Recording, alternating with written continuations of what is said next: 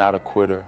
I'm not a guy who walks away from something that he started. I always finish, because I will finish this too, but just in a different way. Well, what kind of a guy goes to every city, has sex with every girl, then he catches HIV? And is that someone we want to respect and tell our kids about? I think he should be ashamed of himself. You are my brother. Let me apologize to you if I hurt you, that we haven't been together. He was racist. Those 3 words sum up the darkest moment in Magic Johnson's life. One of the most beloved athletes in history was told he was not good enough to sit courtside at an NBA game, not because of his skills, but because of the color of his skin. This is the story of 5 men who hurt Magic Johnson in ways that cut deeper than any loss on the court. Some were his brothers, some were his rivals, and one was pure evil. Magic Johnson is a name that brings smiles. The architect of Showtime, a billionaire who brought hope to Black communities. But beneath that smile lies a history of betrayal, of racism, of fear. These 5 men tested Magic when he was vulnerable. They questioned his humanity. They spread lies. And one tried to erase everything he built. This is not just about basketball. This is about survival. Let me take you back to April 2014. TMZ and Deadspin released audio recordings that shook the sports world. The voice belonged to Donald Sterling, owner of the Los Angeles Clippers. The man had been caught in a private argument with his mistress, and what he said about Magic Johnson was unforgivable. Sterling was angry because his mistress had posted a photo on Instagram, a simple photo with Magic Johnson, and Sterling could not stand it. Listen to what he said. "It bothers me a lot that you want to broadcast that you are associating with Black people. Do you have to? You can sleep with them. You can bring them in. The little I ask you is not to promote it and not to bring them to my games. Not to bring them to my games." Magic Johnson was not welcome at Clippers games. Not as a fan, not as a legend, because he was Black. This was not ignorance. This was institutional racism. Magic was a minority owner of the Dodgers by 2014, a business titan. He had built an empire. But to Sterling, none of that mattered. Sterling wanted to curate a white world, and Magic had no place in it. This is plantation mentality. Black athletes celebrated for their labor on the court, shunned as social equals off it. If you think Magic Johnson's story of pain and resilience matters, subscribe to this channel, drop a comment below, and tell me who you think hurt Magic the most. Was it the owner who denied his humanity, or the brother who betrayed him in his darkest hour? Let me know what you think. But Sterling was not done. After the audio leaked, he went on CNN, and what he said was even worse. He attacked Magic's character. He weaponized Magic's HIV status. Big Magic Johnson, what has he done? He has got AIDS. What kind of a guy goes to every city, has sex with every girl, then he catches HIV? Is that someone we want to respect and tell our kids about? Let that sink in. Sterling conflated HIV with AIDS to spread fear. He questioned Magic's morals while caught on tape berating his own mistress. Then he tried to erase Magic's legacy. Did he help anybody in South LA? He does nothing. He is all talk. This was a lie. The Magic Johnson Foundation had invested millions into urban development. Sterling was trying to strip Magic of everything to maintain a hierarchy where only white owners are seen as providers. Magic Johnson is a man of faith. He said he forgave Sterling. "I am a God-fearing man. I am a Christian, so I have to forgive him." But forgiveness does not mean no consequences. The NBA banned Sterling for life, fined him $2.5 million. Players like LeBron James and Chris Paul threatened to boycott. Sterling was forced to sell the Clippers. He is the only owner in major American sports stripped of his franchise for racial hatred. Magic forgave spiritually, but the punishment was permanent. Now let me tell you about betrayal from someone you love. Isaiah Thomas was Magic's best friend. They were brothers. In the 80s, the Lakers and Pistons were bitter rivals, but Magic and Isaiah were different. They exchanged a kiss on the cheek at midcourt before the 1988 finals, a gesture that shocked everyone. They were closer than teammates. They were family. But that bond shattered in 1991. Magic announced he had HIV. The world was in shock. The height of the AIDS panic. People did not understand the virus. Magic needed his brothers, and he expected Isaiah to be his fiercest defender. Instead, Isaiah allegedly did the opposite. Reports reached Magic that Isaiah was spreading rumors about his sexuality. In his 2009 book, Magic spelled it out. Isaiah kept questioning people about it. "I keep hearing Magic is gay. I could not believe it." The one guy I thought I could count on had all these doubts. It was like he kicked me in the stomach. Your best friend, the man you kissed on national television, now whispering you might be gay. In 1991, that was not gossip. That was a weapon. HIV was linked to the gay community in the public mind. To question Magic's sexuality was to strip him of his identity as a masculine icon. It threatened his standing in the black community. It threatened his endorsements. It threatened everything. And Isaiah allegedly used that stigma to distance himself from a tainted star, to protect his own brand. That is the ultimate betrayal. The consequences were real. Isaiah Thomas was one of the greatest point guards in NBA history, but he was left off the 1992 Olympic Dream Team. For years, no one knew why. Then, Magic admitted the truth in his book. Isaiah killed his own chances when it came to the Olympics. Nobody on that team wanted to play with him. Michael Jordan did not want to play with him. Scottie Pippen wanted no part of him.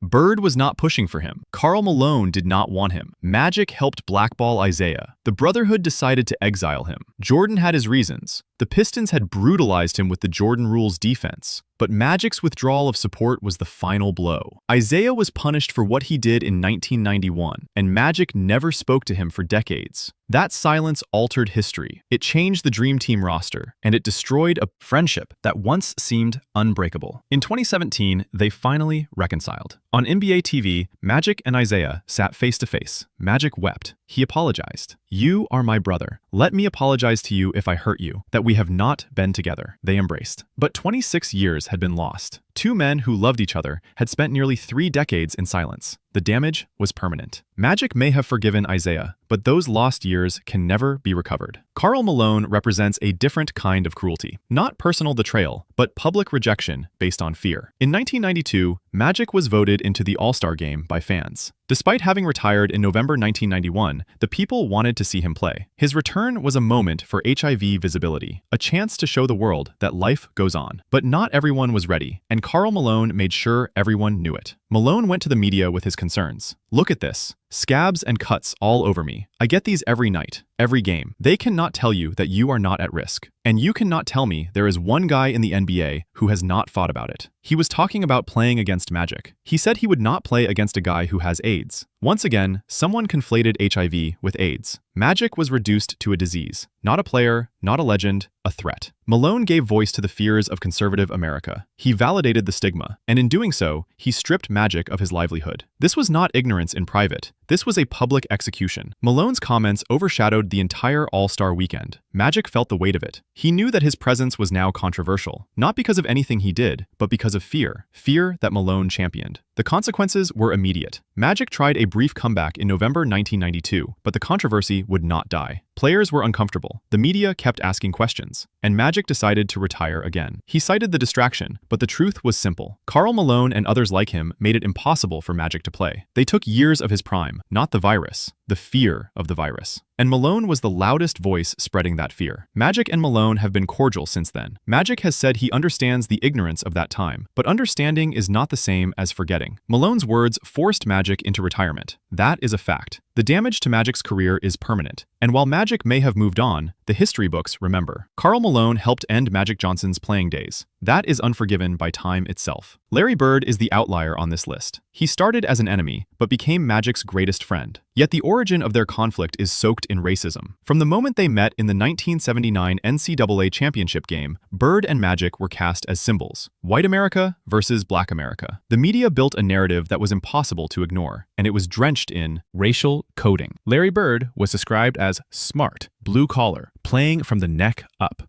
His lack of traditional athleticism was framed as a virtue, proof of his intelligence and work ethic. Magic Johnson was described as gifted, flashy, naturally talented, as if his genius required no thought, no practice, no intellectual rigor. This was not accidental. This was the way white media diminished Black excellence. Bird's success was effort. Magic's success was genetics. Magic hated Bird in the early years, not just because he wore a Celtics jersey, but because of what he represented. The fans in Boston Garden screamed racial slurs at the Lakers. They cheered for Bird as the great white hope. Magic felt the hatred, and he projected it onto Bird. It was easier to hate the man than to hate the system. But Bird rejected that role. He was offended when teams put white players to guard him. He saw it as disrespect. He believed only the best black athletes, like Michael Cooper or Magic Johnson, were worthy adversaries. Bird understood the game within the game, and he refused to be a pawn in a racial proxy war. The turning point came during a Converse commercial shoot in French Lick, Indiana. Magic met Bird's mother. The enemy became human. The racial spell was broken. Today, Magic calls Bird his greatest friend in the industry. They wrote a book together. They have stood side by side for decades. The feud is over, but Magic has never forgotten the racial hatred he endured in Boston. He forgave Bird, but he never forgave the system that used them both. Kareem Abdul-Jabbar was supposed to be Magic's mentor. Instead, he was his coldest teammate. When Magic arrived in Los Angeles in 1979, Kareem was the established alpha, a Muslim convert, a civil rights activist who boycotted the 1968 Olympics. Kareem was serious, intellectual, and deeply wary of the media. Magic was the opposite, enthusiastic, eager to please, the face of the commercialized 80s, and apolitical. The clash was immediate. Magic hugged Kareem after a regular season win. Kareem viewed it as immature. Magic viewed Kareem's aloofness as arrogance. They barely spoke. The locker room was tense. This was not just about personalities. This was about the evolution of black stardom. Kareem carried the scars of the 60s. Magic reaped the rewards of the 80s. To the older generation, Magic's smile looked like performance. To the younger generation, Kareem's stoicism looked like bitterness. It took decades for this relationship to heal. Magic's HIV diagnosis softened Kareem. Magic's transformation into a business mogul earned Kareem's respect. Today, Magic calls Kareem his captain, the greatest of all time in college basketball. They are friends now, but the decade of silence in the Lakers locker room shaped an entire dynasty. It was a cold war, and both men felt the freeze. Michael Jordan represents the final betrayal, not of friendship, but of legacy. Jordan was the younger brother, the heir to the throne, and in 1991, he took it. The Bulls defeated the Lakers in the NBA Finals. The changing of the guard was complete. But the transition was not smooth.